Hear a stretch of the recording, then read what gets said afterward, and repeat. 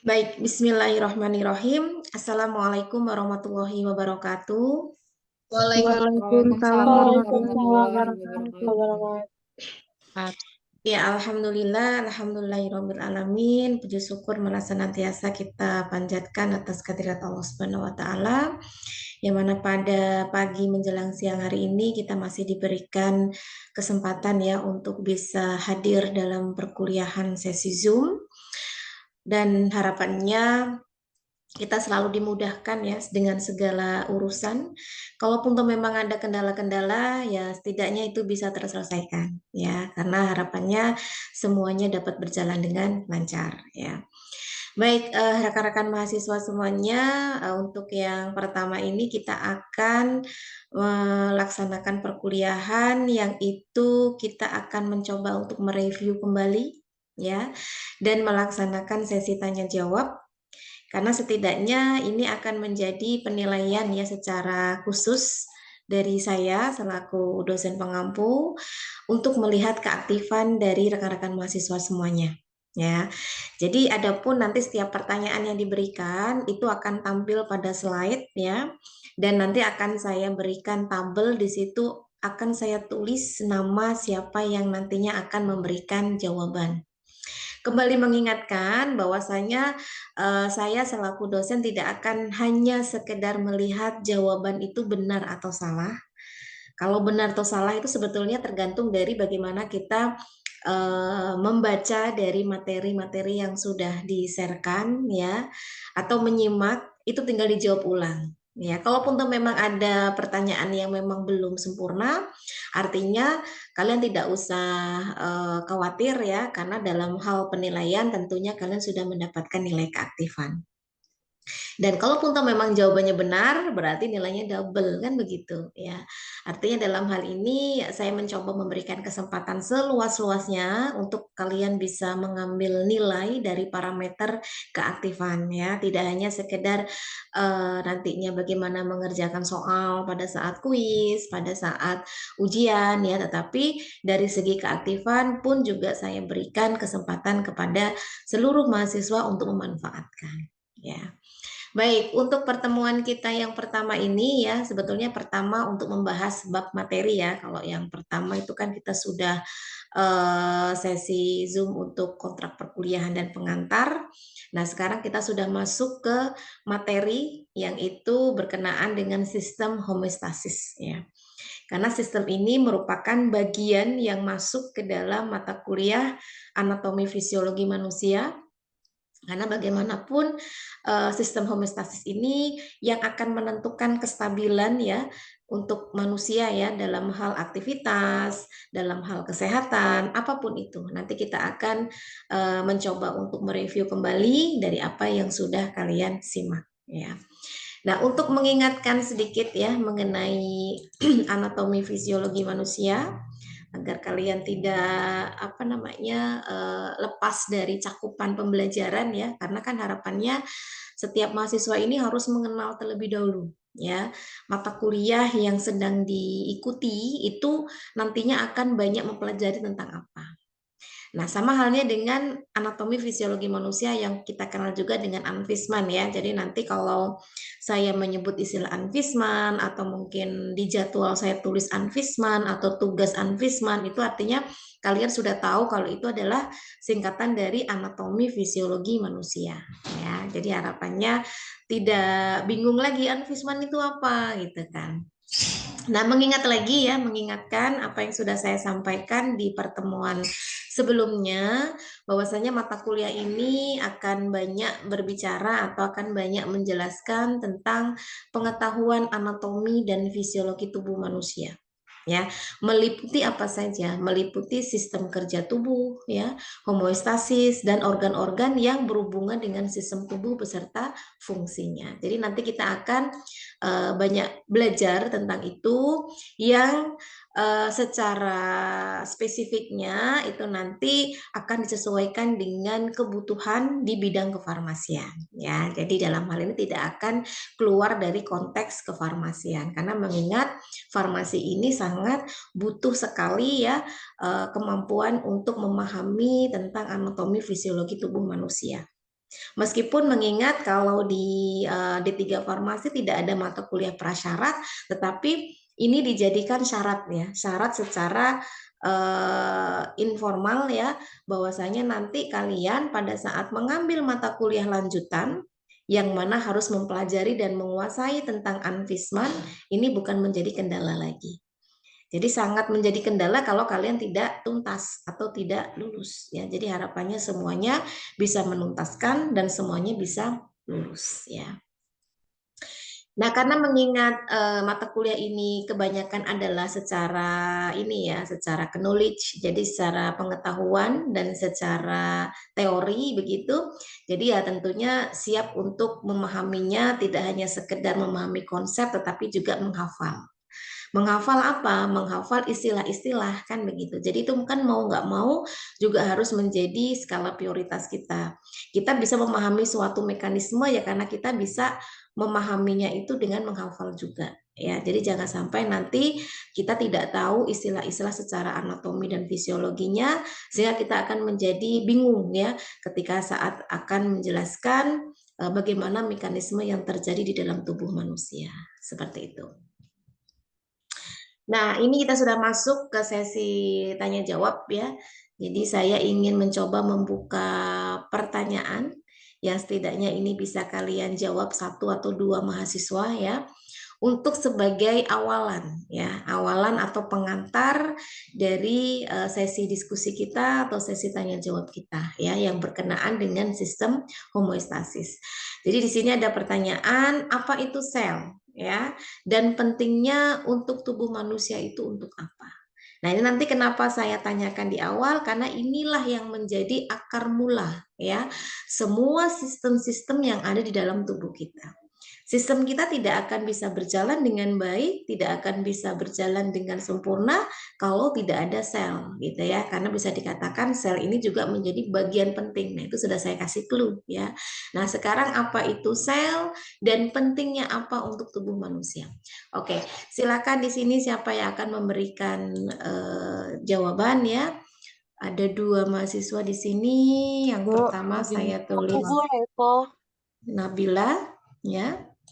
Kemudian Bilkis dan Sandy. Ya, nanti Iya, yang sudah menjawab ya itu bisa diturunkan ya raise hand-nya agar saya bisa melihat siapa yang sudah, siapa yang belum.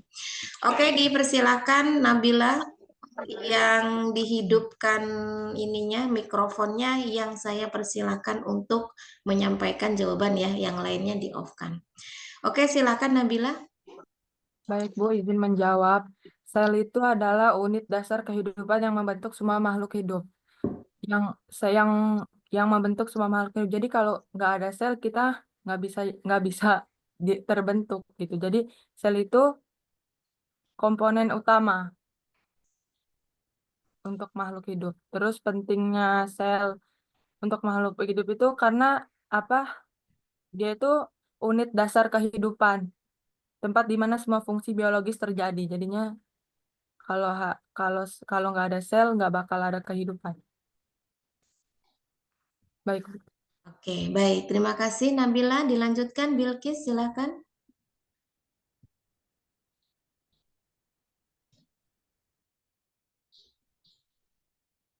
Silakan Bilkis. Ya, baik, izin menjawab. Sel adalah unit dasar kehidupan yang menyusun semua makhluk hidup. Setiap organisme dari bakteri hingga manusia terdiri dari sel-sel. Pentingnya untuk tubuh manusia itu untuk struktur fungsi, sel membentuk jaringan organ dan sistem yang diperlukan untuk fungsi tubuh. Untuk metabolisme sendiri, sel melakukan reaksi kimia yang diperlukan untuk menghasilkan energi dan mengelola bahan. Itu aja, Bu. Sekian, terima kasih. Baik. Terima kasih Bilkis. Dilanjut Sandy, silakan. Ibu, sel merupakan unit struktural, fungsional, dan biologis dasar pada semua organisme hidup. Terus pentingnya buat tubuh manusia itu karena sel untuk membangun struktur tubuh dan memproduksi energi. Itu aja, Bu.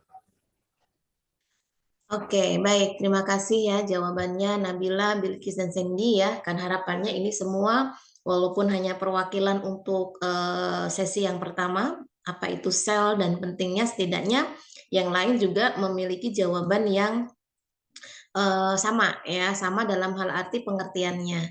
Kalau dilihat dari apa yang sudah dijawab oleh ketiga mahasiswa ini, artinya saya sudah bisa mengambil kesimpulan bahwasannya sudah memahami ya, paling tidak secara dasar ya, apa itu sel. Karena ini penting sekali sebelum kalian melanjutkan ke materi-materi berikutnya.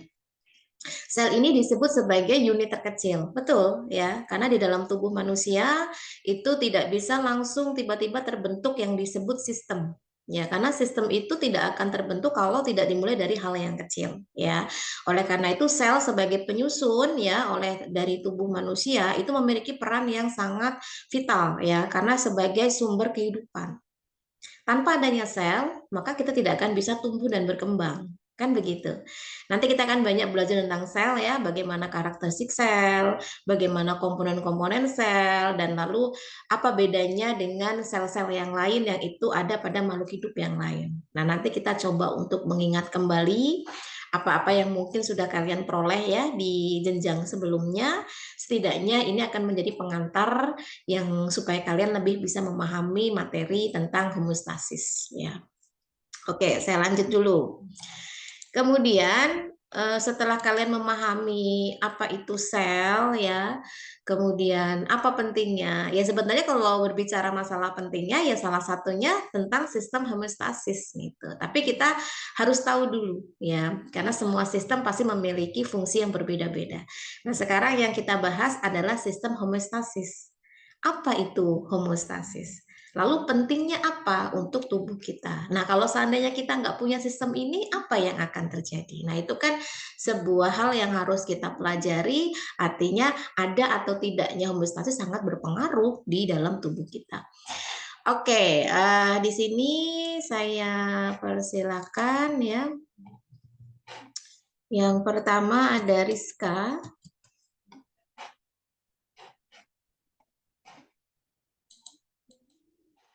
Kemudian Lydia,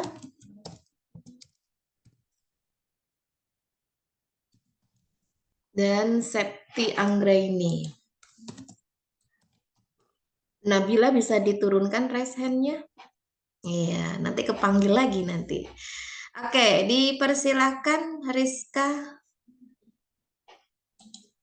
Baik, Ibu semuanya izin menjawab. Untuk apa itu homeostatis? Jadi homeostatis itu asal mulanya itu dari kata homeo yang artinya sama. Terus habis itu statis yang artinya berdiri atau diam. Jadi definisi homeostatis itu adalah pengaturan segala sesuatu yang ada di dalam tubuh agar seimbang untuk dinamis. Terus apa pentingnya terhadap tubuh kita? Jadi pentingnya homeostatis ini bagi tubuh kita adalah untuk mengatur keseimbangan. Ketika tubuh kita nggak seimbang, itu bakalan susah untuk melakukan segala sesuatu hal.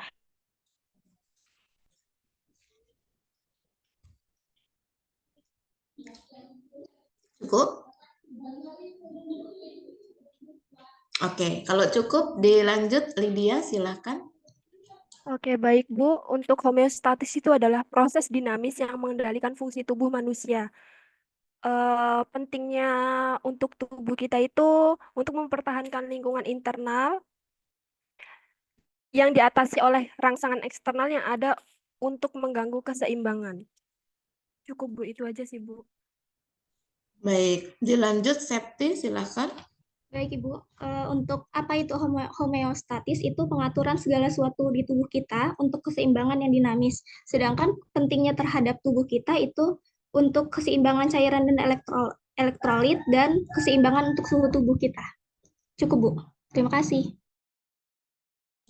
Oke, ya itu jawaban yang sudah disampaikan oleh ketiga teman kalian ya, Rizka, Lydia, dan Septi. Nah, kita akan coba review ya apa yang sudah dijelaskan tadi. Apakah benar ya? Apakah sudah menyesuaikan dengan apa yang sudah dibaca atau sudah disimak begitu? Nah, kalau ditanya tentang homeostasis ya, sebetulnya homeostasis itu kan kalau dilihat dari unsur penyusun katanya ya, homeo dan stasis itu. Homeo itu artinya sama. Stasis itu diam. Lalu kaitannya dengan tubuh manusia itu apa? Nah, sekarang saya coba untuk memberikan gambaran ya, agar kalian bisa memahaminya supaya tidak cuma sekedar hafal, tapi juga paham begitu. Tubuh kita ini kan tidak mungkin tidak adanya kontak dengan lingkungan, ya. Jadi kalau ingin mendapatkan lingkungan yang baik, itu sebetulnya tergantung bagaimana tubuh kita itu merespon. Jadi tidak selalu ya kita menyalahkan lingkungan itu ya, artinya semua ada kaitannya dengan tubuh kita sendiri yang bagaimana caranya agar tidak mudah rusak atau tidak mudah terpengaruh karena paparan yang ada di lingkungan. Tentu tubuh kita punya sistem tentang itu semua, mekanisme yang kita kenal dengan homeostasis atau mekanisme pertahanan. Agar apa? Agar tubuh kita tetap terjaga atau seimbang. Sebetulnya semua tekanan yang ada di lingkungan kita itu dikenal dengan istilah stres ya. Sebetulnya kata stres itu hal yang umum ya. Kalau kalian nyebut stres itu kan karena tekanan mungkin banyak kuliah ya, banyak tugas gitu ya, banyak ujian, itu stres gitu ya. Tapi itu sebenarnya salah satu juga. Kenapa? Karena itu juga akan menjadi pemicu ya tubuh kita itu akan mengalami penekanan-penekanan yang akhirnya berpengaruh dengan sistem metabolisme. Sistem hormon akan terganggu ya. Itu juga akan mempengaruhi semua sistem-sistem yang ada di dalam tubuh kita. Nah, makanya kita ini diberikan anugerah yang sangat luar biasa ya dari Allah gitu ya, dari Tuhan, bahwa tubuh kita sebetulnya mampu menjaga keseimbangan secara alami. Ya, jadi kalau diibaratkan dengan jungkat-jungkit yang ada pada gambar itu, ketika beratnya ke sebelah, kita akan mencoba untuk menyeimbangkannya ke kiri, ya. Kita berat sebelah ke kiri, kita akan mencoba menyeimbangkan sebelah kanan. Itu artinya ada feedback yang seperti itu, sehingga kita tetap berada di tengah-tengah dan itu imbang. Nah, itu kan luar biasanya tubuh manusia sebetulnya. Dan itu di luar dari sadar kita, artinya tidak perlu kita memikirkan. Tapi dalam kondisi tertentu, ketika tubuh kita itu tidak seimbang atau mungkin hal-hal yang tidak kita jaga, maka kita pun tidak akan kuat untuk menyeimbangkan itu semua. Makanya butuh yang namanya kerjasama yang baik. Tubuh kita juga memberikan perlindungan, dan dari kita yang punya tubuh itu juga harus berusaha untuk menyeimbangkan. Dengan cara apa ya? Semua tergantung dengan upaya yang kita berikan untuk menjaga kesehatan. Ya, jadi prinsipnya seperti itu. Nah, apa yang terjadi kalau seandainya tidak ada homeostasis? Ya, sudah bisa ditebak. Ibarat jungkat-jungkit tadi aja, kalau dia berat sebelah, jatuh kan ke kiri gitu ya, berat ke kanan jatuhlah ke kanan kan begitu ya. Artinya tidak akan menemukan keseimbangan, akan banyak kelainan-kelainan atau penyakit-penyakit yang akhirnya bisa menyerang tubuh kita, apalagi lingkungannya ekstrim. Kita berada di lingkungan yang toksik begitu ya, artinya banyak bahan-bahan atau zat-zat yang setidaknya itu bisa terpapar oleh tubuh kita dan akhirnya akan mengganggu keseimbangan tubuh kita. Ya, terutama bagi mereka yang aktivitasnya ada di lingkungan yang toksik itu tadi. Misalkan bagi mereka yang kerja di industri, ya, bagi mereka yang kerja di terutama industri kimia ya, atau bahan-bahan yang memang mudah sekali itu terpapar oleh tubuh kita. Makanya penting sekali yang disebut dengan istilah perlindungan diri. Ya, paling tidak itu untuk menjaga lah. Nah, terlebihnya ya disesuaikan dengan tubuh kita, bagaimana supaya kita bisa menambah asupan-asupan yang sekiranya itu bisa untuk menambah atau meningkatkan sistem imun dan lain-lain. Ya, jadi harus ada kerjasama yang baik. Gitu. Oke, pengertian homeostasis sudah ya. Nah, sekarang pertanyaan berikutnya. Setelah kalian tahu homeostasis itu apa, pentingnya apa di dalam tubuh kita. Nah, bagaimana mekanisme tubuh agar tetap seimbang dan bagian mana yang mengatur itu semua? Kan tadi saya menyampaikan sebetulnya keseimbangan ini alami ya, ada di dalam tubuh manusia. Tapi tanpa kita sadari loh, kan bukan perintah kita. Beda cerita kalau semisal itu sesuatu yang kita lakukan, misalkan saya lapar, saya makan, ya, atau saya berpindah tempat, saya tidur segala macam. Itu ada sesuatu yang kita sadari. Nah, kalau untuk mekanisme pertahanan diri, ya, atau perlindungan diri agar tetap seimbang, itu beda dengan alur itu tadi. ada bagian khusus yang mengatur tentang itu. Nah, apa yang mengatur? Nah, itu nanti silakan bisa dijelaskan. Oke, di sini saya persilakan atas nama Rindi, ya. Kemudian Suci.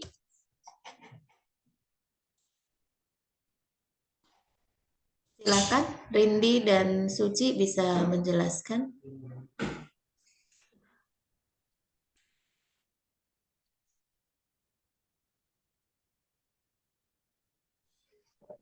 Baik, Ibu izin menjawab.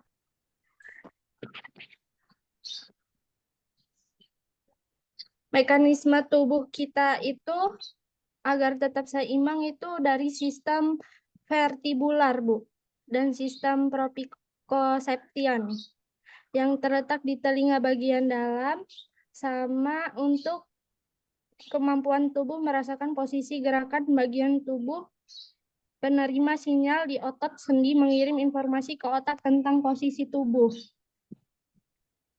Bagian yang mengatur mekanisme tubuh itu biasanya otak, sistem saraf pusat, sistem vestibular, dan sistem proprioseptif, Bu, dan otot. Oke, cukup? Cukup. Iya, silakan dilanjut Suci untuk bisa menjelaskan dengan pertanyaan yang sama. Ya Bu, izin menjawab bagaimana mekanisme tubuh agar tetap seimbang. Nah, biar seimbang itu Bu, karena menjaga agar fungsi tubuh berjalan optimal dan mencegah gangguan yang bisa menyebabkan penyakit atau kerusakan tubuh Bu.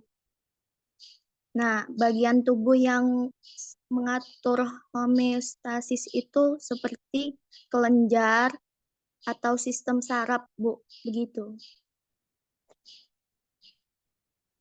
Oke, baik. Satu lagi ya. Di sini atas nama Marini. Marini ada?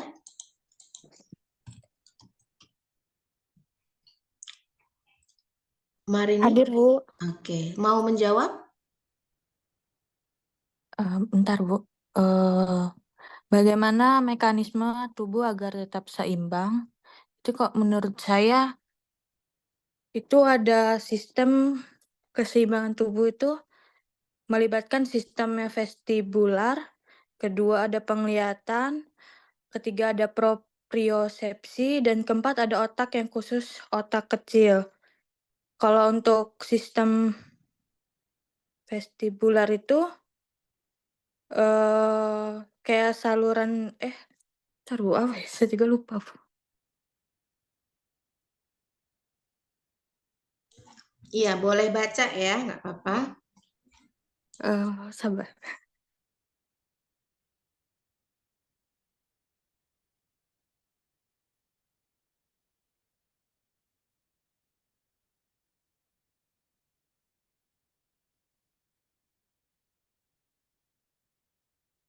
Sistem vestibular itu adalah sistem tubuh yang bertanggung jawab untuk mengatur keseimbangan dan orientasi tubuh dalam ruangan.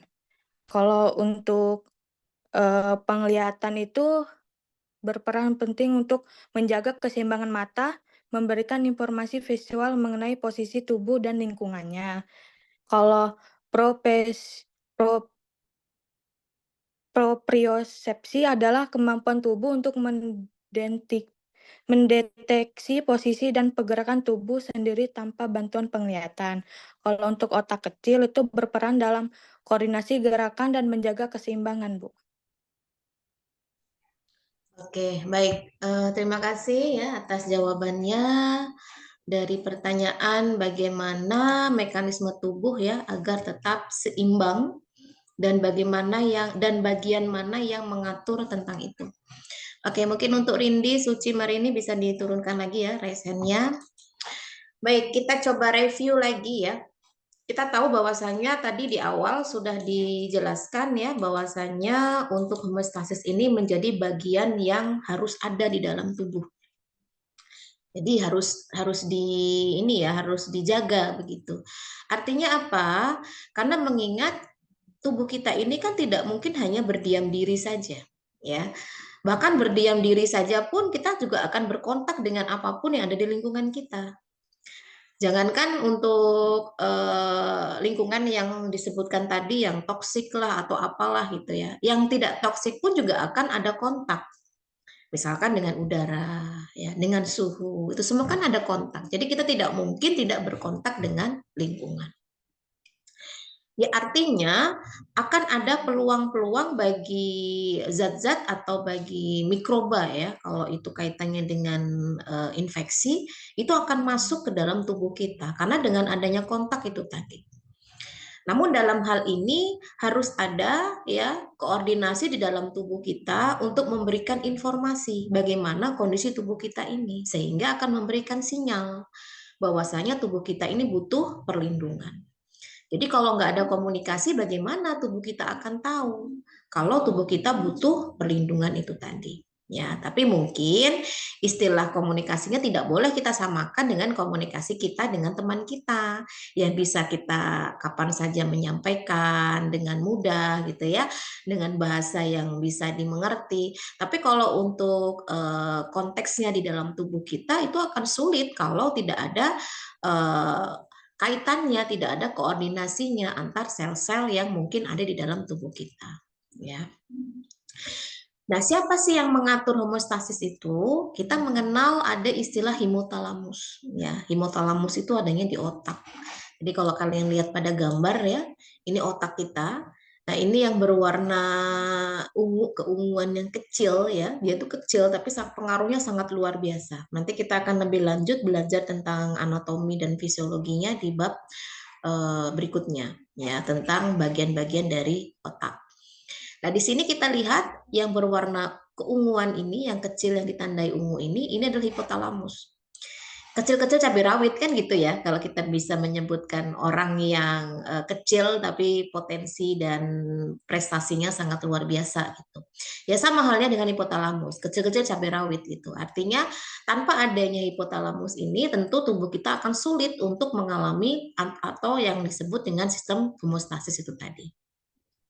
Nah, hipotalamus ini merupakan bagian dari otak yang nantinya akan mengeluarkan zat kimia secara alami yang itu kita kenal salah satunya adalah hormon gitu ya, yang nantinya itu akan dibutuhkan untuk membantu mengendalikan semua kinerja atau sistem organ-organ yang ada di dalam tubuh kita.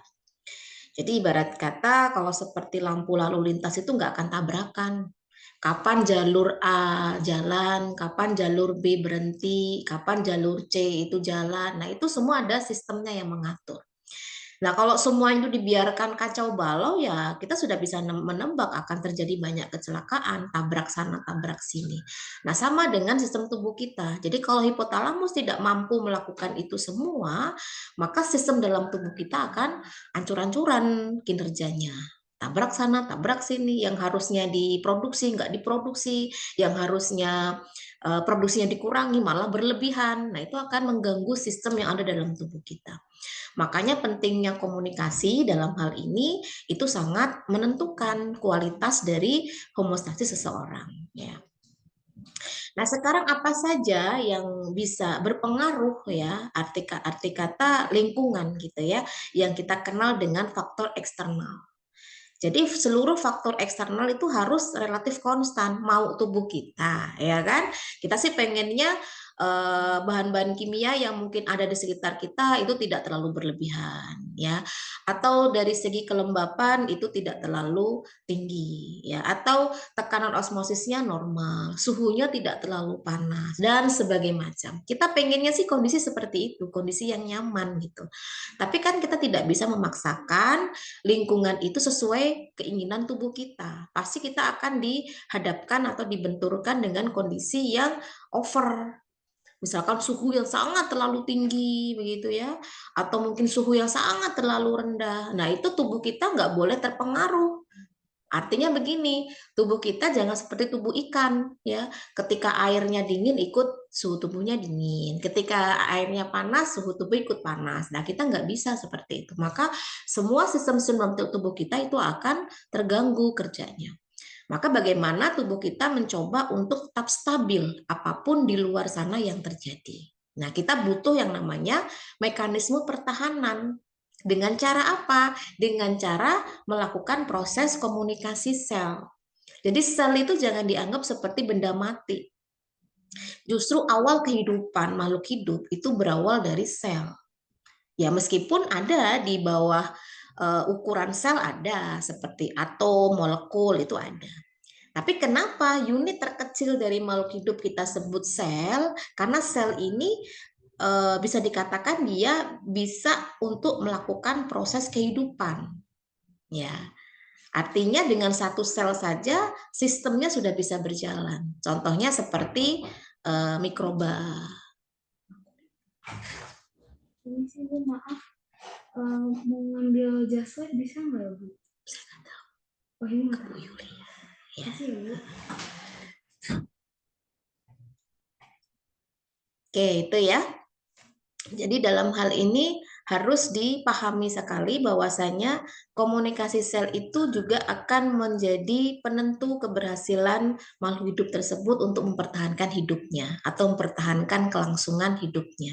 Dengan adanya komunikasi itu proses penyampaian informasi sel ke sel yang lain itu akan mudah sehingga tidak akan terjadi tabrak itu tadi gitu ya. Jadi di sini ada butuh hormon yang harus dikeluarkan. Jadi bagaimana cara mengkomunikasikan untuk kelenjar yang menghasilkan hormon tersebut kalau tidak ada komunikasi? Sama halnya dengan kalian di kelas gitu ya. Jadi tidak cuma sekedar diam kata supaya orang mengerti. Ya sulit ini ya. Semua harus disampaikan. Maunya seperti apa, permintaannya seperti apa. Meskipun tidak semua mau, tidak semua permintaan kudu diturutin, tapi paling tidak bisa dikomunikasikan. Kita mencari agar kondisinya tetap stabil. Ini sebetulnya filosofi yang sangat bagus ya untuk kita belajar di dunia yang sebenarnya gitu ya. Artinya kita kalau ingin mendapatkan sesuatu atau menginginkan sesuatu dari lingkungan, kita perlu sampaikan.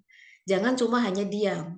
Tetapi kita juga harus tahu bahwasanya apa yang kita sampaikan, apa yang kita minta, itu belum tentu semuanya terjadi. Artinya dalam hal ini perlu adanya upaya dan pengkomunikasian yang baik sehingga semuanya itu akan mendapatkan keseimbangan. Itu ya. Jadi prinsipnya kita juga harus memahami ya bahwasanya di dalam tubuh kita itu ada bagian yang kita kenal dengan hipotalamus yang itu nanti akan merangsang koordinasi tubuh. Ya, karena dalam hal ini juga tubuh kita ini nggak bisa kalau tidak ada yang mengendalikan. Dan nggak semuanya kita sadari ya, ada hal-hal yang memang tanpa kita sadari ya, seperti denyut jantung kan nggak mungkin dalam kondisi tidur kita ngitungin berapa denyut jantung kita kan, ya namanya tidur itu pasrah gitu ya, namanya tidur itu ya sudah, tapi kan jantung kita tidak berhenti selama Allah masih kasih kesempatan untuk hidup ya, artinya dalam hal ini kita tidak ada peran untuk mengatur kapan detak jantung itu berdetak cepat, kapan berdetak lebih lambat, begitu ya. Artinya kalau semuanya disadari, kita mungkin nggak butuh istirahat, nggak ada waktu istirahat itu ya maksudnya. Atau mungkin kapan berapa kali mata kita berkedip misalkan. Saya yakin nggak ada dari sekian banyak kita itu menghitung sehari kedipan mata kita berapa kali, itu nggak ada yang hitung pasti. Ya, kalaupun toh ngitung itu mungkin hanya penasaran. Artinya ada bagian-bagian yang itu bukan kapasitas kita, tetapi kita juga ada kewajiban untuk menjaga agar keseimbangan itu tetap ada gitu ya, dan tetap sehat tentunya. Tidak ada upaya-upaya yang itu justru malah membuat tubuh kita menjadi sakit. Itu ya terkait tentang homeostasis. Nah, di sini tadi sudah disebutkan ya bahwasanya kunci dari keseimbangan itu harus ada komunikasi. Ya, tentunya komunikasi yang dilakukan oleh sel di dalam tubuh kita. Nah, di dalam tubuh kita itu ada beberapa jenis komunikasi sel. Artinya komunikasi yang dilakukan oleh sel kita. Ya meskipun kita tidak bisa mengatur itu semua, ya paling tidak kita tahu gitu ya. Oh ternyata sel di dalam tubuh kita ini ngobrol loh, kan gitu ya. Meskipun ngobrolnya bukan kayak kita ngobrol sama teman gitu kan. Artinya tubuh kita ini sudah sangat mengerti kita banget gitu ya. Tapi sayangnya kita yang sangat kurang mengerti tubuh kita. Sudah tahu capek, nggak istirahat, sudah tahu apa lapar, nggak makan, sudah tahu tubuhnya kurang apa vitamin, nggak mencari nutrisi yang mengandung vitamin, sudah tahu tubuh kita lemah, kita nggak olahraga. Nah, itu kan sebetulnya kita yang egois dengan tubuh kita sendiri. Padahal tubuh kita sudah mengerti sedemikian rupa apa yang dibutuhkan. Nah, ini adalah contoh-contoh ya, real loh, ini sesuatu yang memang berdasarkan bukti ilmiah, bukan mengada-ngada. Bahwasanya memang di dalam tubuh kita itu ada komunikasi yang dilakukan oleh sel. Ya, selnya ngobrol nih, gitu ya. Ada yang ngobrol secara langsung, ya, face to face, gitu kan. Ada yang ngobrol sifatnya dia lokal. Ada yang ngobrol jaraknya jauh, pakai telepon gitu misalkan. Ya, ini hanya untuk analogi saja, biar kalian lebih mudah untuk memahami ya. Ya kalau melalui telepon kan itu kita, kalau mereka kan sel kan nggak ada apa telepon atau apa, tapi sinyal ya, istilah sinyal itu sebetulnya umum ya, nggak mesti harus yang kaitannya dengan gadget, karena di dalam tubuh kita pun juga ada sinyal, karena kelistrikan ya yang bisa menimbulkan sinyal-sinyal. Oke, di sini silakan siapa yang bisa memberikan jawaban ya. Ada komunikasi sel secara langsung, pengertiannya apa? Ada komunikasi sel lokal, ini ada sinyal parakrin, ada autokrin, silahkan. Ini 2 mahasiswa ya. Kemudian ada komunikasi jarak jauh, ini ada sifatnya umpan balik negatif, ada umpan balik positif ya. Ini cukup pengertiannya aja ya, pengertiannya aja, artinya tidak menjelaskan mekanismenya ya, hanya pengertian aja. Nanti mekanismenya ada di pertanyaan berikutnya. Oke, untuk yang pertama di sini saya silakan atas nama Feby. Kemudian yang kedua ini dengan siapa ini? Via ya. Kemudian yang ketiga Vira. Yang keempat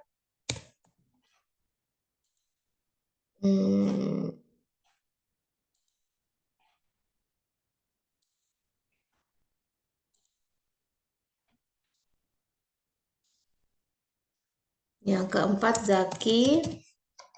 Yang kelima Eni Maria. Oke. Nanti yang sudah menjawab diturunkan ya raise hand-nya, kita berikan kesempatan yang lain. Karena biasanya saya akan memprioritaskan yang belum menjawab. Misal di pertemuan berikutnya nanti saya akan mempersilahkan yang belum menjawab sama sekali sampai semuanya kebagian ya. Kalaupun toh memang ada yang belum menjawab tapi tidak menjawab ya saya kasihkan kepada mereka yang meski sudah menjawab tapi mau jawab lagi, artinya nilainya kan jadi banyak kan gitu. Tapi dalam hal ini jangan sampai nanti kalian berpikir saya pilih-pilih ya, artinya tidak memberikan kesempatan. Saya tetap memberikan kesempatan semuanya. Makanya semuanya saya catat agar saya tahu siapa yang sudah menjawab, siapa yang belum gitu ya. Artinya nanti dalam pertemuan ini kalau memang ada yang belum kebagian menjawab, jangan berkecil hati karena nanti di pertemuan berikutnya saya juga akan memberikan kesempatan untuk menjawab, mungkin saya prioritaskan dulu yang belum pernah gitu ya. Nah, kalau dipersilahkan tapi ternyata nggak mau juga, ya sudah, saya nggak akan memaksakan. Artinya saya kembalikan kepada mereka yang mau menjawab meskipun sudah menjawab ya. Oke, di sini disilakan untuk langsung bisa memberikan jawabannya kepada Feby. Silakan Feby. Izin menjawab, Bu. Untuk komunikasi sel langsung adalah komunikasi antar sel yang saling berdekatan yang dilakukan dengan mentransfer sinyal listrik, ion-ion, atau sinyal kimia melalui gap junction. Cukup, Bu.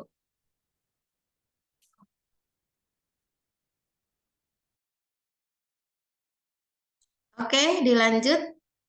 Via, silakan. Izin menjawab Ibu, untuk pengertian sinyal parakrin adalah tipe komunikasi sel jarak dekat dan molekul pesan di sekitarnya disampaikan melalui difusi. Molekul mesenya berkeliling dalam jarak yang dekat melalui ruang ekstraseluler menuju sel lain yang tidak jauh dari sel penghasil molekul messenger tersebut. Terima kasih.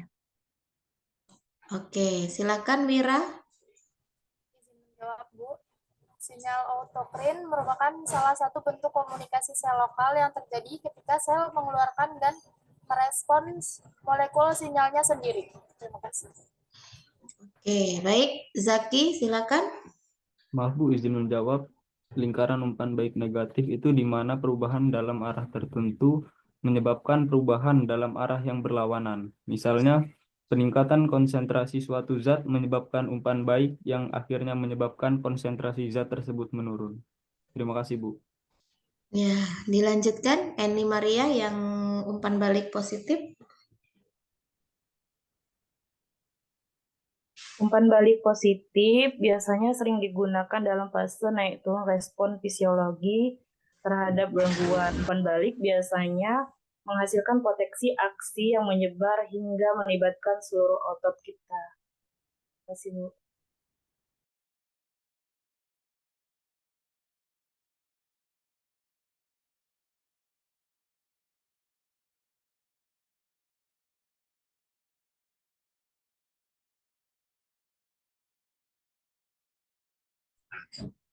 Oke, baik. Terima kasih ya atas jawabannya. Coba kita review bersama ya. Ini adalah macam-macam cara komunikasi sel di dalam tubuh ya. Jadi yang pertama adalah komunikasi komunikasi langsung. Jadi istilah komunikasi langsung itu artinya tidak ada jarak di antara sel tersebut. Yang itu berarti dalam satu wilayah yang berdekatan begitu ya. Jadi mungkin itu bisa dikategorikan sebetulnya masih dalam satu bagian yang sama. Hanya saja beda sel, kan begitu ya. Jadi dengan adanya komunikasi sel langsung ini sepertinya lebih mudah begitu ya, karena kaitannya dengan fungsi yang begitu dekat gitu ya, sama begitu. Dan ini dilakukan dengan cara apa? Mentransfer sinyal-sinyal listrik ya. Yang saya sebutkan di awal tadi bahwasanya di dalam tubuh kita pun juga ada sinyal-sinyal yang mengatur itu semua. Atau kita kenal dengan istilah gap junction ya. Jadi gap junction ini misalkan ini adalah membran protein ya, atau yang di dalam tubuh kita. Bagaimana antara dua membran ini ada komunikasi, itu ada penghubungnya ya antar kedua membran ini yang dikenal dengan istilah gap junction ya. Jadi gap junction ini terdapat di hampir semua jaringan ya, termasuk jaringan ikat, jaringan epitel yang itu berupa celah kecil ya, yang kalau diperjelas seperti ini ya. Jadi celah kecil yang memisahkan antara dua membran itu tadi ya. Nah, kemudian kalau penyusun proteinnya, gap junction ini tersusun dari protein connection ya. Jadi yang itu tersusun atas 12 satuan protein. Nah, kemudian kalau connection ini tersusun atas 6 subunit koneksin transmembran ya, secara anatomi dan morfologinya. Jadi setidaknya ini bisa menjadi gambaran ya bahwasanya sel di dalam tubuh kita itu bisa berkomunikasi secara langsung dengan adanya bantuan sinyal itu tadi yang dikenal dengan istilah gap junction ya. Kemudian yang kedua itu ada komunikasi lokal ya. Ini beda dengan yang langsung tadi ya. Kalau langsung itu tuh kayak nggak ada jarak, bahkan seolah-olah seperti dalam satu bagian gitu ya. Hanya ada celah kecil itu kan kalau yang langsung. Tapi kalau komunikasi sel lokal ini tetap ada jarak tapi tidak terlalu jauh. Nah, ini ada dua cara ya. Ada secara parakrin dan ada secara autokrin. Nah, kalau yang parakrin kita lihat di sini ya. Kalau digambar, kalau kalian lihat di gambar ya, jadi sinyal parakrin ini sinyal yang bekerja secara lokal ya. Jadi antar sel. Jadi misalkan ini adalah sel yang akan menghasilkan sinyal itu tadi ya. Kemudian dia akan memberikan sinyal itu kepada sel-sel yang ada di dekatnya sebagai sel target gitu ya. Nah, Kalau dilihat dari cepatnya, memang yang lebih cepat kan yang secara langsung tadi. Tapi untuk yang lokal ini juga memiliki karakteristik tanggapan atau respon yang juga berlangsung dalam waktu yang singkat. Ya, jadi tidak butuh waktu yang lama ya. Jadi bisa langsung prosesnya berjalan. Ini biasanya untuk sistem-sistem metabolisme di dalam tubuh kita yang harus berlangsung dengan cepat. Itu tidak butuh waktu gitu kan. Yang mungkin itu harus ada jeda terlebih dahulu untuk prosesnya. Nah, contoh apa nih yang melibatkan parakrin yang sifatnya lokal itu? Biasanya yang kaitannya dengan sistem saraf. Kita tahu bahwa sistem saraf ini kan kerjanya harus cepat gitu ya. Tidak boleh kita merespon dalam waktu yang lama. Nah, itu sudah ada tanda-tanda ada kelainan di dalam tubuh kita kalau kepekaan saraf kita itu mulai menurun. Ya. Nah, contohnya di sini untuk epinefrin sama adrenalin yang kaitannya dengan hormon gitu ya. Nah, ini merupakan neurotransmitter ya dari kelas katekolamin yang itu dilepaskan ya atau dirilis oleh satu sel saraf yang nantinya akan diteruskan ke sel saraf yang lain. Nah, ini nggak boleh berlanjut dengan waktu yang lama. Jadi harus dalam waktu yang cepat. Makanya kita butuh komunikasi yang sifatnya lokal, di mana dalam satu sel itu sudah mengeluarkan sinyal-sinyal yang itu akan diteruskan kepada sel-sel yang ada di sekitarnya, dan itu dekat gitu ya, artinya tidak berjauhan. Ini kalau yang parakrin. Nah, kalau yang autokrin ya bedanya, autokrin ini auto itu kan dia sifatnya mandiri ya. Tapi ini diperuntukkannya bukan untuk yang memberikan informasi, untuk memproduksi sesuatu, tetapi justru dalam kondisi yang dimana tubuh kita sudah tidak ada cara lagi supaya melindungi tubuh kita agar misalkan itu adalah bahan atau zat asing yang menginfeksi dalam tubuh kita itu menyebar kemana-mana. Ya, jadi dalam hal ini sel yang menghasilkan sinyal autokrin ya itu akan mengikat sinyal tersebut ya. Nah, kemudian ini selnya ini ya akan memberikan sinyal dan sel targetnya itu adalah sel yang sama. Gitu ya. Jadi akan memberikan sinyal yang sama terhadap sel yang sama. Nah, tentunya dalam hal ini untuk mudah bisa dipahami ya bahwasanya contohnya yang bisa kalian pelajari ya, walaupun yang lain banyak gitu ya. Ada istilah autokrin interleukin ya.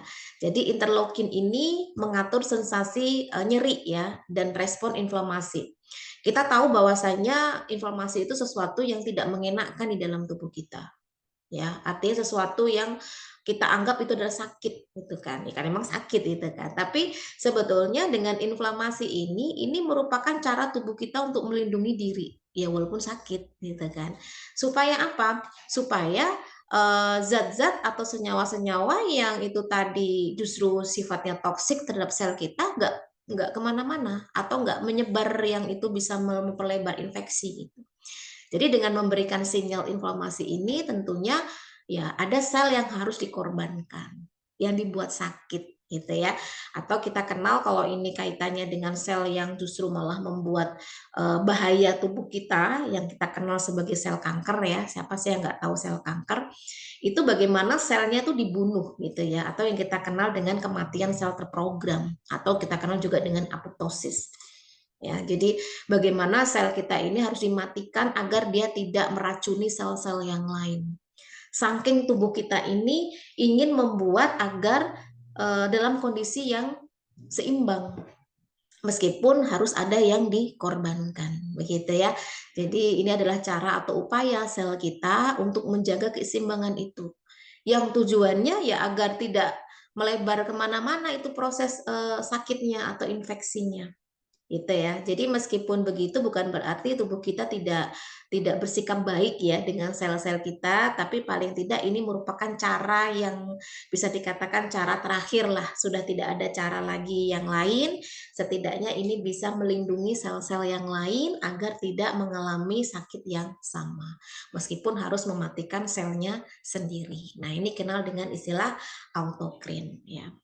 Nah, kemudian untuk yang komunikasi jarak jauh ya, kalau jarak jauh ini bukan berarti beda orang, bukan. Tetap dalam satu orang yang sama, tetapi mungkin organ-organnya itu jaraknya berjauhan atau sel-selnya berjauhan. Tidak seperti komunikasi langsung yang memang sudah hampir satu tempat yang sama atau satu bagian yang sama, atau seperti lokal itu tadi yang dalam satu wilayah yang sama. Kalau komunikasi jarak jauh ini komunikasinya menggunakan sinyal khusus ya, yang itu dihasilkan oleh hormon ya, kita kenal dengan sinyal endokrin itu. Sinyal endokrin atau sinyal hormon atau neurohormon yang kita kenalkan, yang itu di dalam tubuh kita dialirkannya melalui darah. Makanya kalau sistem hormon itu dikenal juga dengan sistem yang buntu ya. Jadi dalam hal ini dialirkannya langsung ke darah. Jadi kalau ingin mengecek kondisi hormon seseorang, ya tergantung hormon apa yang akan diperiksa, itu biasanya nanti sampel yang diambil itu dari darah. Karena memang semua sistem hormon apapun jenisnya, itu dialirkannya melalui darah. Nah, bagaimana pengaturannya? Itu menggunakan sistem umpan balik atau kita kenal dengan feedback, gitu ya. Ada umpan balik negatif, ada umpan balik positif. Ini sudah langsung saya kasih contoh ya, walaupun mungkin yang lain banyak, tapi setidaknya kalian wajibnya itu tahu tentang mekanisme ini. Umpan balik negatif itu apa? Umpan balik positif itu apa? Kalau umpan balik negatif itu contohnya adalah pengaturan suhu tubuh. Ya, kita tahu bahwa tubuh kita ini kan tidak boleh terpengaruh dengan cuaca ekstrim di luar, baik itu rendah maupun tinggi. Ya, supaya tetap stabil. Gimana caranya? Kan gitu. Dan pengaturan gula darah. Kita juga tidak boleh tidak boleh gula darahnya itu terlalu rendah, juga terlalu tinggi. Jadi harus dalam kondisi yang seimbang. Gimana caranya? Nah, itu tubuh sudah memberikan mekanisme secara khusus. Ada organ-organ yang ikut terlibat yang akhirnya nanti akan merilis hormon-hormon yang akan mengatur itu semua. Begitu pula untuk yang umpan balik positif ya. Contohnya di sini yang saya berikan adalah hormon prolaktin. Nah, nanti kita akan bahas satu persatu ya. Oke, sebelumnya kita kembali dulu ke yang slide awal ya. Tadi sudah dijelaskan oleh teman kalian bahwasanya ada beberapa komunikasi sel yang bisa dilakukan ya dari segi pengertiannya.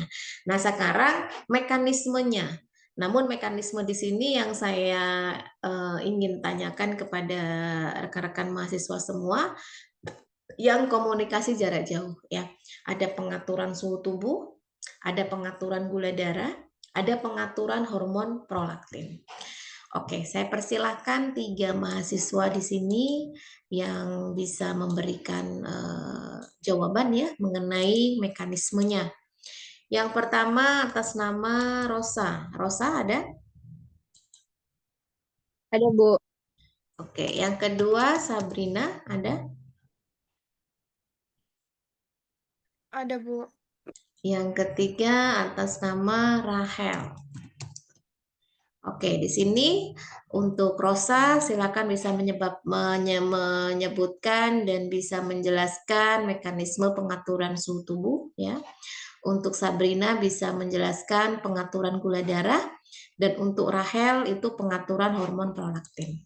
Tidak perlu khawatir ya, saya sudah menyiapkan skemanya, tinggal menjelaskan. Nah, sekarang kan mudahnya sesi tanya jawab tuh begini, tidak perlu kalian di luar kepala dulu ya. Kalau di luar kepala itu nanti ketika ujian.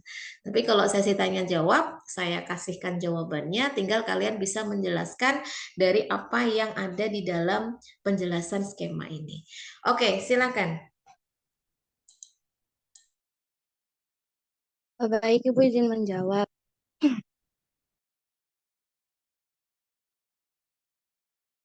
Mekanisme pengaturan suhu tubuh manusia melibatkan beberapa organ dan sistem seperti hipotalamus, kulit, otot rangka, kelenjar keringat, dan sistem pembuluh darah.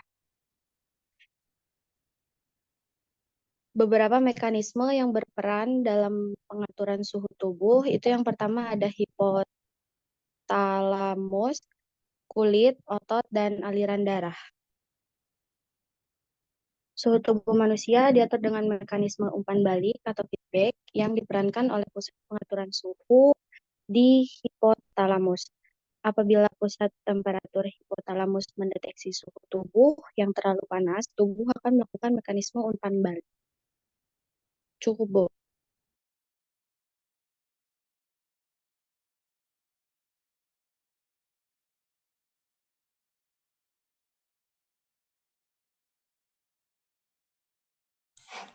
Oke, terima kasih. Sebelumnya Rosa lihat PPT yang saya sharekan di gadgetnya.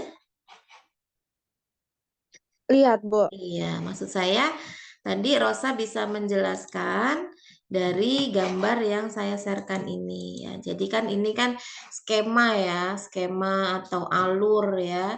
Bagaimana sih pengaturan tubuh manusia? Nanti dari sini akan bisa menjawab kenapa pengaturan suhu tubuh itu ya, artinya dalam hal ini masuk ke dalam umpan balik negatif itu.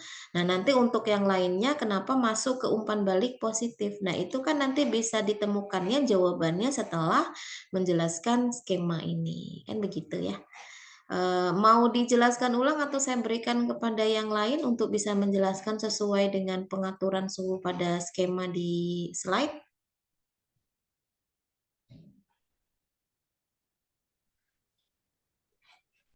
Dijelasin ulang aja, Bu. Oke, silakan.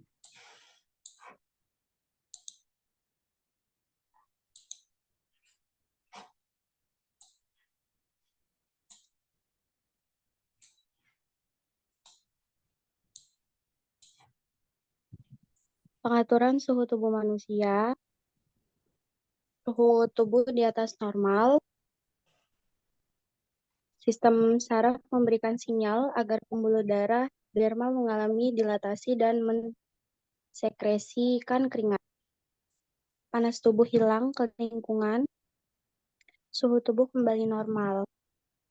Nah, suhu tubuh itu normalnya 37 derajat Celcius. Untuk suhu tubuh turun dari normal, sistem saraf memberikan sinyal agar pembuluh darah dermal mengalami konstriksi dan kelenjar keringat inaktif. Jika suhu terus turun, sistem saraf memberi sinyal pada otot untuk berkontraksi tanpa sadar. Panas tubuh disimpan. Aktivitas otot menghasilkan panas tubuh. Suhu tubuh kembali normal.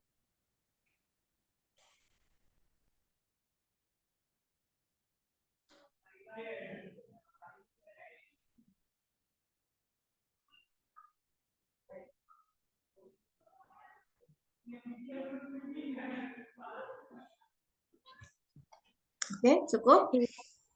Cukup, Ibu. Baik, ya terima kasih Rosa atas penjelasannya. Ya, kita lihat sama-sama pada gambar ya.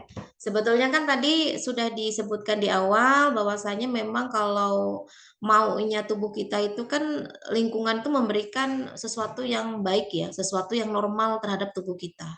Suhu misalkan. Ya pengennya sih suhu tubuh manusia itu ya tetap dalam kondisi yang stabil yaitu 37 derajat Celcius. Tapi kan dalam kondisi ini kita tidak bisa memaksakan. Terkadang ada kondisi ekstrim yang memang tidak bisa kita kendalikan. Nah, oleh karena itu tubuh kita harus mampu untuk mengendalikan itu semua atau mengatur itu semua. Ya kalau suhunya 37 derajat Celcius sih nggak masalah ya, itu kan dalam kondisi yang normal.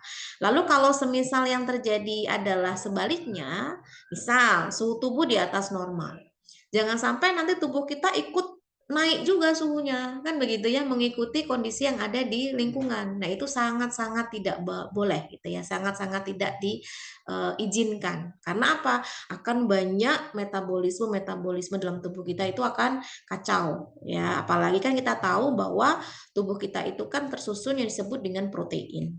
Nah, protein ini atau enzim ya, karena kebanyakan reaksi dalam tubuh kita itu kan ada enzim, itu akan tidak stabil atau akan rusak ketika suhu tubuh kita melebihi dari suhu normal. Ya, tidak boleh itu terjadi. Nah, bagaimana cara tubuh kita bisa mengendalikan itu semua. Nah, kita ada yang disebut dengan sistem saraf, ya. Jadi semua sistem dalam tubuh kita itu harus saling bekerja sama. Nggak boleh lulu gue lah bahasanya, nggak boleh. Jadi semuanya harus kerjasama. Nah, sistem saraf itu akan memberikan sinyal dengan suhu yang panas tadi itu, ya, kondisi yang panas, suhunya kan naik otomatis tubuh kita, ya. Itu akan memberikan sinyal kepada pembuluh darah dermal kita untuk mengalami dilatasi atau pelebaran pembuluh darah dan akhirnya dapat mensekresikan keringat.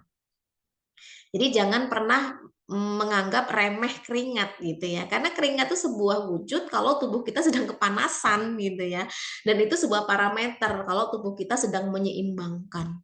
Jadi jangan pernah menyalahkan tubuh kita yang berkeringat, meskipun mungkin resikonya jadi nggak enak di badan, nggak nyaman di badan, kan begitu. Tapi ini sebuah cara ya, agar keringat itu dapat disekresikan atau dikeluarkan. Sehingga dengan keringat itu keluar, maka secara otomatis panas tubuh yang itu harus dikeluarkan tadi ya berhasil hilang ke lingkungan. Sehingga apa? Sehingga tubuh kita bisa kembali ke normal. Syukur-syukur bisa dibantu dengan pendingin, kan begitu ya. Artinya banyak cara yang bisa kita lakukan agar suhu kita tetap dalam kondisi yang stabil. Itu kalau dalam kondisi suhu tubuh yang tinggi. Caranya seperti itu. Nah, sekarang bagaimana kalau suhu tubuh kita malah turun? Mungkin lingkungan yang kalau di Indonesia mungkin itu jarang terjadi kecuali di hutan ya atau di pegunungan. Tapi kalau di luar negeri sana ya walaupun saya belum pernah ke sana juga ya, tapi paling tidak kita ada info gitu ya. Kan suhunya banyak yang ekstrim tuh di sana ya, bahkan mungkin air panas aja kalau dilempar ke udara itu turun udah jadi salju gitu kan, saking dinginnya. Nah itu nggak boleh tubuh kita mengikuti suhu dingin kayak es itu tadi. Jadi akan kacau juga sistem metabolismenya. Ya, oleh karena itu ada cara, bukan untuk melebarkan pembuluh darah, mensekresikan keringat, bukan, justru malah kebalikannya. Nggak boleh ini saling tabrak, itu nggak boleh, makanya harus sesuai ya. Ya kalau panas dilatasi, sekresi keringat ditingkatkan. Ya kalau dingin ya jangan semakin dilebarkan gitu ya. Artinya dalam hal ini justru tubuh kita akan semakin dingin.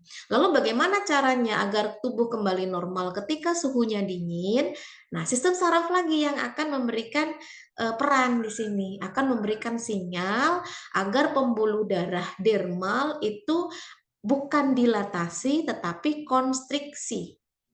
Penyempitan pembuluh darah ya bukan berarti penyakit, bukan ya, artinya dalam konteks di sini itu bukan sempit untuk supaya darah tekanannya tinggi, bukan, tapi agar kelenjar keringatnya itu inaktif atau tidak berfungsi sehingga tidak mengeluarkan keringat gitu ya. Sehingga dalam hal ini panas tubuh akan bisa di-save gitu ya, dan bisa dijaga tidak keluar ke lingkungan. Sehingga apa? Sehingga dalam hal ini suhunya kembali normal. Atau kalau misalkan itu belum cukup bisa membantu ya, masih tetap dingin, maka dalam hal ini sistem saraf ya itu akan memberikan sinyal pada otot. Ya, otot itu akan tiba-tiba itu menggigil, ya istilah tahu menggigil ya. Sebenarnya menggigil itu sebuah cara juga bagi kita untuk menggerakkan otot kita tanpa sadar ya, supaya menghasilkan panas gitu ya. Sehingga dengan menghasilkan panas itu kan otomatis akan memberikan suhu yang naik ya dalam tubuh kita, aktivitas otot itu akan menghasilkan panas dan akhirnya akan membuat tubuh kita menjadi normal. Tapi dengan menggigil itu ada levelnya ya. Kalau masih dirasa itu normal sih tidak masalah. Tapi kalau menggigilnya itu sampai mengganggu kesadaran, kemudian sarafnya ikut terganggu ya, atau kalau dalam ilmu kesehatan itu namanya step ya. Jadi itu nggak boleh dibiarkan begitu saja. Harus ada penanganan yang lebih lanjut gitu ya. Beda cerita kalau ini demam. Kalau demam itu memang bukan dari pengaturan suhu tubuh secara normal seperti ini ya. Karena demam itu karena kita sakit. Kalau ini tuh memang benar-benar pengaturan yang karena faktor lingkungan gitu ya, bukan karena sakit. Gitu. Kalau step tadi itu kan karena kita sakit ya, suhu tubuhnya terlalu tinggi. Tapi kalau karena faktor lingkungan sih kita tidak sampai step ya. Mungkin menggigil saja, itu pun menggigil karena memang kita itu ada rangsangan untuk menggerakkan otot supaya otot kita itu bisa menghasilkan panas tubuh begitu. Nah, ini adalah pengaturan suhu tubuh pada manusia ya. Semoga bisa dipahami. Yang kedua, saya persilakan tadi atas nama siapa tadi itu? Sabrina ya. Untuk yang pengaturan gula darah ya, sesuai dengan apa yang ada pada slide. Silakan Sabrina. Insulin. Sel-sel mengambil glukosa sebagai sumber energi atau diubah menjadi glikogen dan akan berubah menjadi glukosa.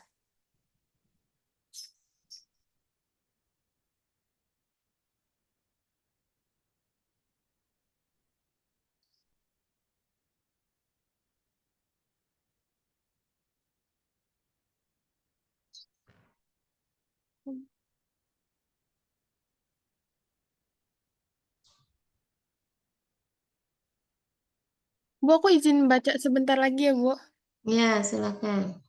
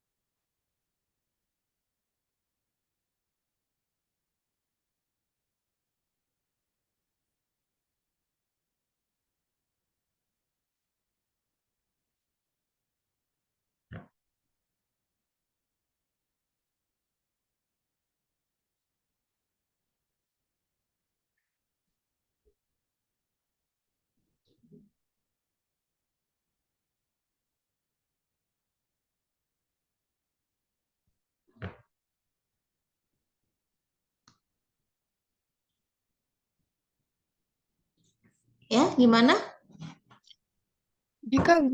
Jika gula darah meningkat, glukosa diserap tubuh dan pelepasan insulin dari sel-sel beta pankreas.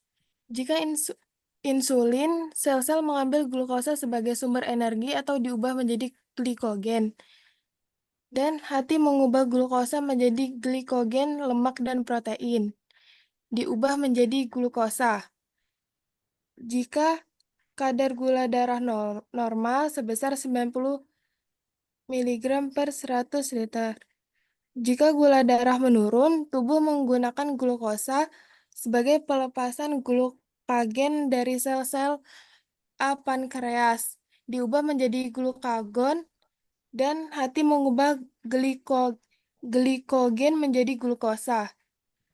Dan konsentrasi glukosa darah meningkat menjadi kadar gula darah normal. Kebalik, Bu, tadi. Oke, baik. Terima kasih jawabannya dan penjelasannya ya. Nah, sebetulnya sama juga dengan yang terjadi pada apa namanya pengaturan suhu tubuh tadi ya.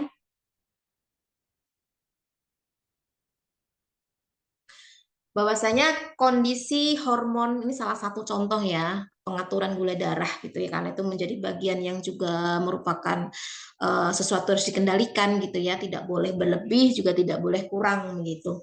Jadi dalam kondisi yang seimbang atau dalam kondisi yang normal ya. Ini secara umum aja ini, meskipun kalau laki-laki sama perempuan tentu ada bedanya, tapi yang saya lihat di sini adalah keseimbangannya saja ya, bahwasanya untuk seimbang itu gula darah normal itu 90 mg per 100 liter ya.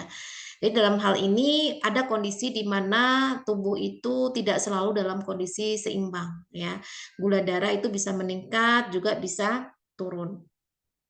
Tapi tidak boleh lama-lama, harus dalam kondisi dikembalikan seperti semula. Kecuali kalau memang ada kelainan-kelainan dan itu harus ada upaya pengobatan-pengobatan atau treatment-treatment tertentu ya. Karena kan kebiasaan makan kita, minum kita itu kan tidak bisa kita stabilkan ya setiap saat itu. Pasti ada kalanya gula itu meningkat, ada gula itu turun. Nah, kalau meningkat itu harus segera dikembalikan ke normal. Caranya seperti apa? Nah, caranya adalah kita melibatkan organ pankreas ya. Supaya apa? Supaya bisa menghasilkan atau merilis hormon yang kita kenal dengan hormon insulin. Jadi dengan adanya hormon insulin itu diharapkan bisa mengendalikan jumlah insulinnya. Satu, bisa mengubah ke dalam bentuk yang lain. Ya, kita juga melibatkan organ hati. Ya, di situ hati akan mengubah glukosa menjadi glikogen, lemak atau protein yang nantinya akan menjadi cadangan. Sedangkan kalau untuk di otot ya, maka sel-sel itu akan mengubah menjadi energi gitu ya. Nah, dalam hal ini tentunya akan akan keterbalikan ketika kondisi darah itu menurun. Nah, kalau dalam kondisi itu menurun ya, ini konsentrasi darah ini harus dalam kondisi dinormalkan lagi. Ya, kan tadi ada cadangan di dalam hati ya. Nah, ketika menurun gimana caranya cadangan itu diambil supaya diubah kembali menjadi glukosa, bukan glikogen lagi ya. Jadi akan dilakukan pelepasan glukagon ya, kebalikan dari insulin tadi. Makanya tidak boleh kebalik ini, kapan dikeluarkan insulin, kapan dikeluarkan glukagon. Makanya sel harus ngobrol. Kalau nggak ngobrol nanti salah sambung kan begitu. Yang diminta insulin, yang dikeluarin glukagon, semakin kacau kan gitu. Yang diminta glukagon, yang dikeluarin insulin, nah semakin kacau pula. Oleh karena itu harus disampaikan kapan tubuh ini butuh, kapan tubuh ini tidak butuh. Ya, dengan adanya pelepasan glukagon itu, yang itu juga terjadi pada sel pankreas gitu ya. Nah, dalam hal ini akan mengubah glikogen yang awalnya disimpan di dalam hati untuk kembali lagi menjadi glukosa. Lalu akan masuk ke dalam aliran darah dan akan kembali normal. Ini lumrahnya seperti ini. Tetapi kalau yang nggak lumrah, ada sesuatu yang terjadi, ya. Entah pankreasnya yang mengalami gangguan untuk bisa memproduksi insulin dengan normal gitu ya, atau mungkin memang kebiasaan hidup kita yang over ya, sudah tahu insulin ini kerjanya berat gitu ya, ditambahin dengan kebiasaan-kebiasaan yang tidak sehat dari kita, mengkonsumsi, makan semua yang mengandung glukosa tinggi. Nah, itu bisa merusak sistem itu semua. Sebetulnya kalau kita menelaah lebih lanjut, kurang apa tubuh kita untuk mengenal, kurang apa tubuh kita untuk mengerti itu semua. Tapi sayangnya yang punya tubuh yang sering tidak mengenal dan tidak mengerti itu semua. Nah, ini biasanya akan merusak sistem itu semua dan ya sebetulnya kembali ke diri kita sendiri sih, kan rasain yang punya tubuh kan begitu. Tapi dalam hal ini semoga sih di antara kita masih ada yang mau merubah kebiasaan gitu ya, tanpa harus menunggu sakit gitu. Kalau sudah sakit itu sudah tidak bisa lagi kita kembali ke normal. Yang ada mempertahankan supaya si organ tersebut atau si sel tersebut itu bisa berfungsi secara normal saja, tapi tidak bisa kita kembali seperti sebelum kita sakit ya. Nah, ini semoga bisa menjadi pembelajaran untuk kita semua. Oke, kemudian yang terakhir tadi siapa? Rahel ya. Silakan Rahel untuk bisa menjelaskan yang ini kebalikannya. Kalau yang ini umpan baliknya positif ya, bukan negatif. Silakan Rahel. Izin menjawab.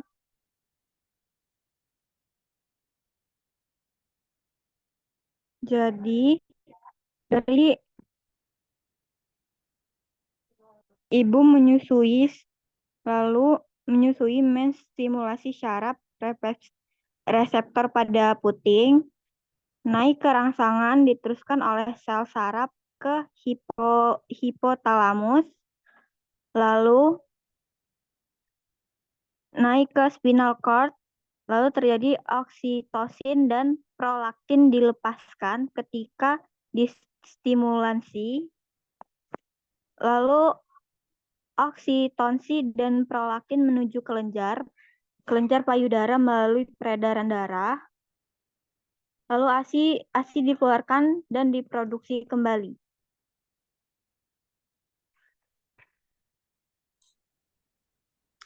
Oke, cukup? Cukup, Bu. Baik. Ya, ini mungkin bisa menjadi gambaran ya. Sebetulnya untuk proses mekanisme yang lain banyak, tapi paling tidak kalian bisa melihat perbedaan ya, mana yang umpan positif, mana yang umpan negatif ya. Kalau dua mekanisme yang disebutkan di awal tadi itu merupakan umpan negatif. Maksudnya apa? Ada sesuatu yang harus dilebihkan, ada sesuatu yang harus dikurangkan ya, untuk bisa menyeimbangkan agar tetap normal. Tetapi kalau untuk yang positif, ini berarti justru tidak boleh berkurang, tapi justru ditingkatkan gitu ya. Salah satunya adalah mekanisme kerja pada hormon prolaktin ya. Nah, ini terjadi pada proses ASI ya, atau ibu menyusui. Karena penting sekali kita tahu bahwasanya ada korelasi yang positif ya antara si bayi dengan jumlah produksi ASI. Karena banyak di antara kita yang ternyata masih belum memahami hal tersebut ketika ASI itu belum keluar dari proses kelahiran atau melahirkan, itu tidak diberikan atau tidak dirangsang oleh bayinya ya. Jadi ya sudah, semakin akan berkurang begitu. Tetapi kalau dicoba terus ya, karena apa? Ada stimulasi ya, stimulasi dari saraf reseptor ya pada puting ASI ibu dengan hisapan si bayi. Nah, dengan adanya hisapan si bayi itu akan memberikan informasi. Nah, selnya ngobrol tuh. Hey, ada yang butuh ASI ini. Si bayinya minta terus tapi nggak keluar-keluar. Nah, bahasanya seperti itulah ya kurang lebih ya. Nah, ini akan diteruskan ke sel saraf, ke hipotalamus yang itu tadi disampaikan di awal. Ya gimana hipotalamus mau ngerti kalau nggak ada stimulasi itu, gitu. Nggak adanya stimulasi ini otomatis akan diteruskan. Ini harus mengeluarkan ASI. Nah, itu ya. Oleh karena itu, ketika dia sudah menyampaikan ke hipotalamus, maka oksitosin dan prolaktin ini merupakan jenis hormon ya, akan dilepaskan ketika terjadi rangsangan itu tadi. Yang apa yang terjadi ketika oksitosin sama prolaktin itu dilepaskan? Dia akan segera menuju ke area ASI atau area payudara ibu melalui aliran darah. Dengan begitu akan diproduksi, akan dikeluarkan ASI sebanyak-banyaknya sesuai dengan kebutuhan bayi tersebut. Makanya sebetulnya ini menjadi pembelajaran yang sangat wajib kita syukuri ya, bahwasanya memang itu semua ada kerjasama yang baik ya antara bayi yang memang butuh ASI, ibu yang juga butuh mengeluarkan ASI. Dengan adanya komunikasi yang itu diteruskan ke hipotalamus karena adanya stimulasi itu tadi ya. Ini merupakan salah satu pengaturan sistem di dalam tubuh kita. Apakah kita menyadari? Ya enggak, kan kita enggak mengatur itu semua. Karena yang mengatur semua itu ada peran sel saraf, ada peran sistem hormon. Oke, itu ya sekiranya bisa memberikan gambaran ya bahwasanya keseimbangan itu menjadi bagian yang penting ya untuk tubuh kita. Baik, saya akan menjelaskan untuk sesi yang terakhir yaitu tugas ya. Jadi tugas ini sifatnya individu ya. Individu dari masing-masing mahasiswa.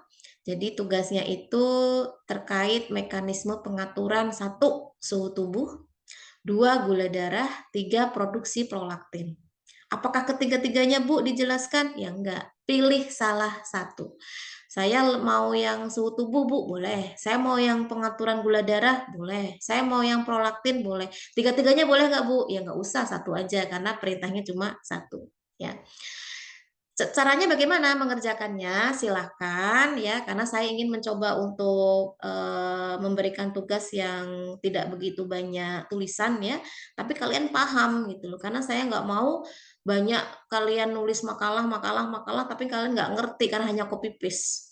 Saya pengen kalian fokus saja ke satu sistem ya.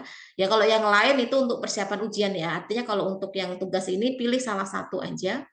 Kemudian kalian buat narasinya ya dari penjelasan yang mau kalian jelaskan. Itu nanti silakan kalian rekam videonya terkait pemaparan tema yang sudah dipilih itu tadi ya. Dengan durasi maksimal ya. Maksimal itu 5 menit maksimal ya. Artinya jangan sampai lebih dari itu. Lalu diposting di IG ya, hashtagnya yang tertera itu. Dalam hal ini untuk proses perekaman itu tidak boleh menggunakan masker. Kenapa? Karena saya juga ingin tahu siapa yang menjelaskan itu. Ya, nanti link IG-nya akan saya siapkan untuk pengumpulannya seperti tugas mata kuliah yang lain ya. Ini saya kasih waktu 2 pekan. Ya, jadi silahkan pilih salah satu. Dan kemudian sesi video itu tidak cuma sekedar kita menjelaskan, tapi kalian ambil gambarnya, kalian tampilkan di video itu juga. Kan sekarang sudah banyak ya aplikasi-aplikasi yang bisa menggabungkan ketika kita menjelaskan sesuatu, terus gambarnya nongol di sebelah kita. Nah, silahkan mau pakai aplikasi apa aja boleh, terserah. Yang penting pada saat kalian menjelaskan itu, kalian bisa melihat di sebelahnya itu ada gambar yang sedang kalian jelaskan.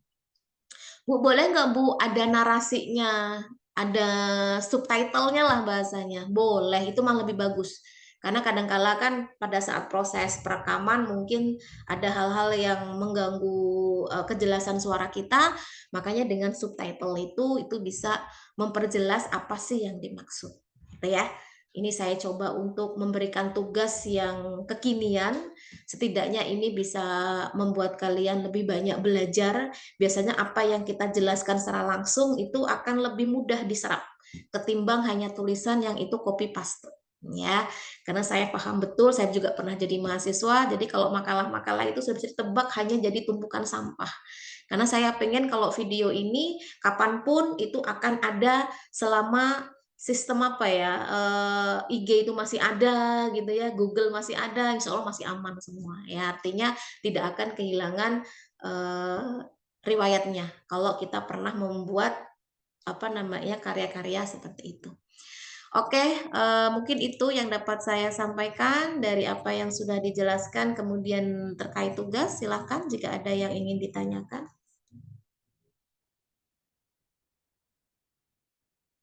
Cukup? Bu, saya ingin bertanya, Bu. Iya, silakan. Tadi itu pada pengaturan suhu tubuh itu misalnya kita punya kita lagi demam gitu, Bu. Terus kita pakai selimutnya tebal gitu. Apakah itu dapat membantu proses sistem saraf, Bu? Apa itu nggak baik, Bu? Oke, sepertinya perlu dipahami betul bahwasannya untuk pengaturan suhu tubuh yang tadi kita bahas itu memang kaitannya secara normal, ya. Normal kita tanpa sakit. Kan kita memang tidak bisa terelakkan dengan paparan lingkungan ya, kadang panas, kadang dingin. Itu gimana tubuh kita bisa menyeimbangkan agar suhunya tetap di kisaran 37 derajat Celcius ya. Tapi kalau dalam kondisi sakit beda lagi. Sakit ini justru kondisi tubuh kita sedang tidak stabil. Karena apa? Karena sesuatu yang tidak terpengaruh oleh lingkungan. Kan suhu lingkungannya tetap normal tuh, tapi dia demam gitu kan. Berarti kan bukan karena faktor lingkungan, tapi karena ada faktor infeksi. Nah, ini harus ada upaya pengobatan tentunya dengan penurunan demam yang sekiranya tidak bisa merusak sistem saraf. Apalagi kalau suhunya terlalu berlebih ya. Justru kalau demam itu ya tidak diperkenankan pakai pakaian yang tebal malahan gitu ya. Jadi jangan malah ditutupin pakai selimut rapat, itu bukan. Justru malah suhu badannya biar panas, biar keluar gitu ya. Ya apa istilahnya, bahkan perlu dibasuh dengan air, dibantu diusap dengan air gitu ya. Jadi agar suhu tubuhnya turun. Tapi kalau enggak turun-turun ya memang harus ada upaya yang itu menurunkan suhu tubuh ya dengan obat tertentu atau melalui cara-cara tertentu yang supaya suhunya kembali normal seperti itu. Itu karena infeksi atau yang lain ya. Kalau itu beda dengan yang pengaturan yang sudah dijelaskan tadi. Itu secara normalnya, bukan karena ada infeksi. Begitu. Oke, saya rasa mungkin cukup ya karena waktunya ini sudah mau habis. Saya akan coba sampaikan satu sesi lagi untuk yang yang jadwal kedua.